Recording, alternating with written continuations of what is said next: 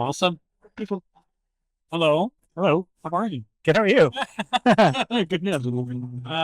Kenny, do you want to do an intro and then we'll I never yeah. get Ali's company right. It's Fasken. Fast. Fasken. That's right. I never remember. I remember Ali, and I can never attach the name of the damn company. Yeah, yeah. I don't know why. Fasken. Fast. And I didn't know you were a partner. I'm a partner. Yeah. They Let me in. Yeah. I don't know. wow. Yeah. Yeah. Is that new or No, about 10 years now. Oh, I didn't know. That's the first time I think I've heard in the introduction. I thought, oh, I didn't know. no, yeah, I don't. You deserve it. I'm not right about that part. I've been fortunate. I've been with What are Fasken. you implying? Oh, yeah, I've been with Faskens my whole career, and I've been a partner for almost 10 years now. So it's Okay, a cool. great place to be. Cool. So, quick one for those who don't know. Yep. What does Fasken do? What do they specialize in? Why are you here? Yeah, so Faskens is a full service law firm. We do pretty much work across the legal spectrum of services. I'm a corporate business lawyer myself, so I work with companies anywhere from the startup, two founders in a kitchen, all the way through to large multinational companies. And I really specialize in food and beverage and CPG as part of my practice. Okay. So I've kind of grown up with lots of food companies. We've helped sell a bunch of companies for sort of large Canadian, like leading Canadian transactions. And over the years, just that kind of turns into a few clients turn into a few more, and it's turned into a full kind of food and beverage kind of specialty area for us. So we've got 5 or 7 of us here today, and it's You represent a lot of this industry. You guys are out. There's a lot of events we go to, and yeah, you guys are it. it's such a fun area to practice in, to be honest. So it's our privilege to do that. Yeah. I think that's why people don't understand about this industry. The reason people don't leave, and apparently it doesn't matter what side, whether it's in it or the service side, Yeah. it's a nice industry. Like people are very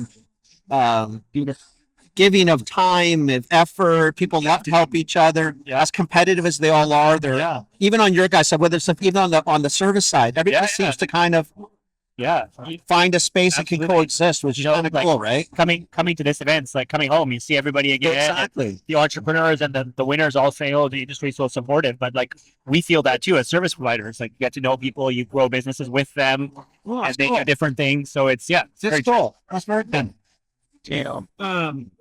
So the guys that are here, so you find that common issues that they laid out and they went into. Yeah. Because they all have unique stories. I thought they did, right? But they have really similar stories that, I got here, I went to farmer's market and started all of a sudden holy shit, I'm across the country. Yeah. And do you find similar issues that you guys have to get involved in? Yeah, absolutely. So at the early stage for us, it's, I founded this company, or maybe it's not even a company yet, and I'm selling product and it's going really well. And now it's, okay, well, I'm not even incorporated yet, or I have a co-founder and we just split up our shares, or I've got my first contract with, Whole Foods, retailer. I need to get this reviewed. And then it goes all the way to raising money, and it's, hey, I need to take an investment. How do I do that? I've never done it before. And the nice thing for us is we see it sort of on a daily basis with our different companies. So we kind of help our clients. It's not just the legal side, but it's, hey, here's what you should think about it. Here are things in this deal you might not have thought about compared to that deal. And we can do all the documentation in an efficient way because we do it regularly. And that's really important for early stage companies. I think so. Cash flow is important. They don't want to be they want good legal. They don't overspend on their legal. So the more we can know about the industry, the market, the terms, have documents kind of ready to go, the better we can support them in the early days to grow into that bigger multinational company. So in terms of, instead of it with the similar things, because we get a lot of startup, young CPG, just getting maybe to that 750 mil 2, mil 5, not too sure. Like, what are a couple things that you would say, listen, if you haven't done it by the time, let's say, you get from 750 to 1.2, what should you have done by that point? Whether it's incorporating, I don't know what you'd say. At least do these 3 things, guys. You can do other things later, but focus on a couple.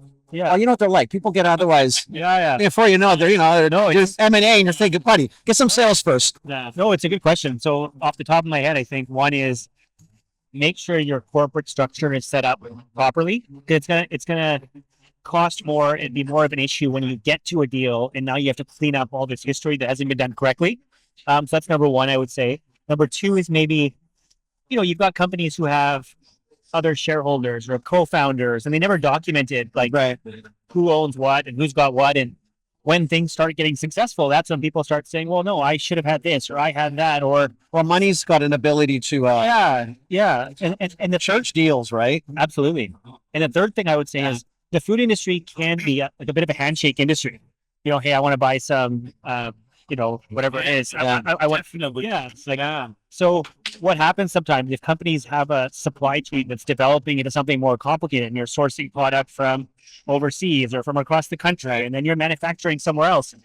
If everything's a handshake and something doesn't go right, all of a sudden you're in a very difficult spot. So what we always recommend is take a look at those contracts in your supply chain and have a template for your ingredient supply, have a template for your co-manufacturing, so that when you are engaging in those things, doesn't mean you have to come to us every time, right? But if we've helped you develop a template that you can kind of reuse to protect yourself, you're then not in a spot where, hey, you get a bad batch of ingredients, who's responsible? Or your co-manufacturer delivers something that seems off, but you didn't have any specifications on paper. Right. So those types of things to kind of clean up your operational stuff, I think, are a good idea too, as you get a little bit larger.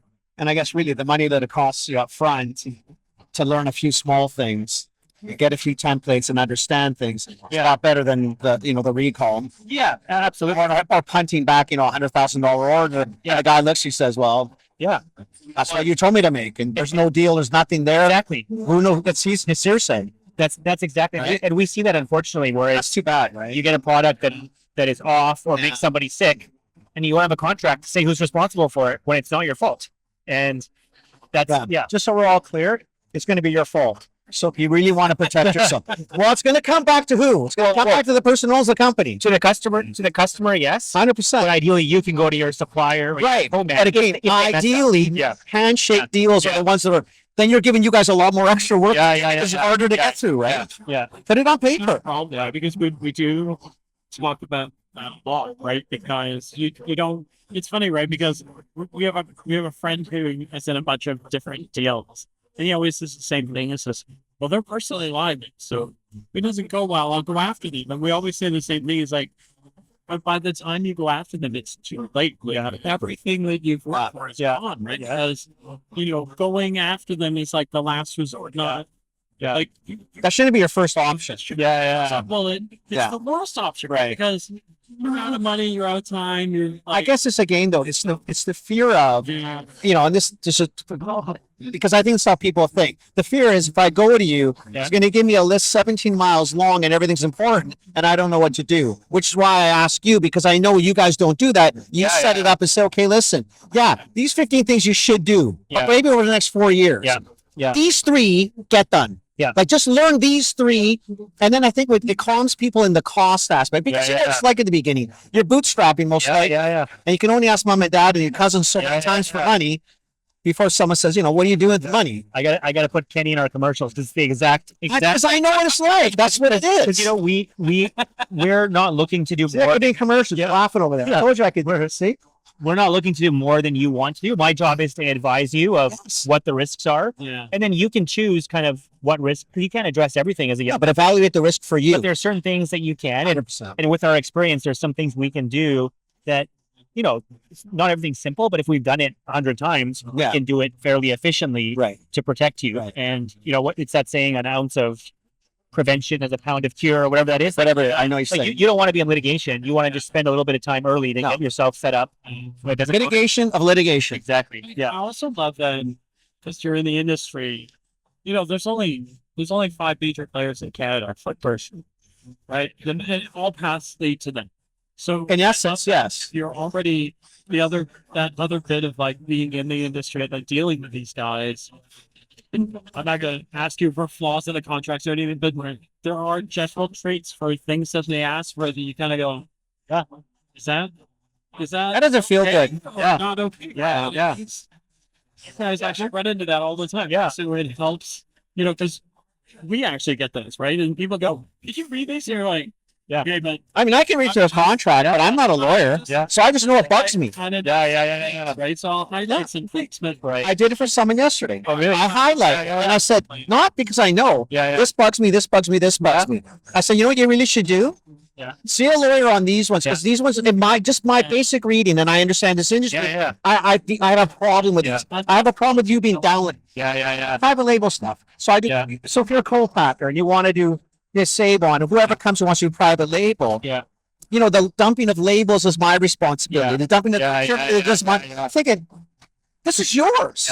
You should be responsible, but that's how the contracts, right? No, it's right. And the thing is, like, when we work with young companies, even medium-sized companies, you're not going to be able to change like the Costco standard contract or the Walmart standard contract. But what you can do is you can set up your business around that in a way that protects you from those situations. And there's certain things you can change. And you guys know there are clauses that are not going to get moved.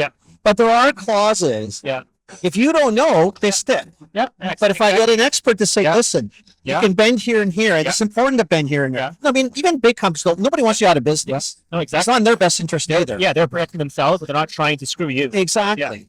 I think it's just the fear of lawyers, and it's the fear of cost. Especially at the beginning, it's that fear of it's going to cost me. And my always thing is, if you don't do it, it may cost you actually more, and maybe more than you even thought.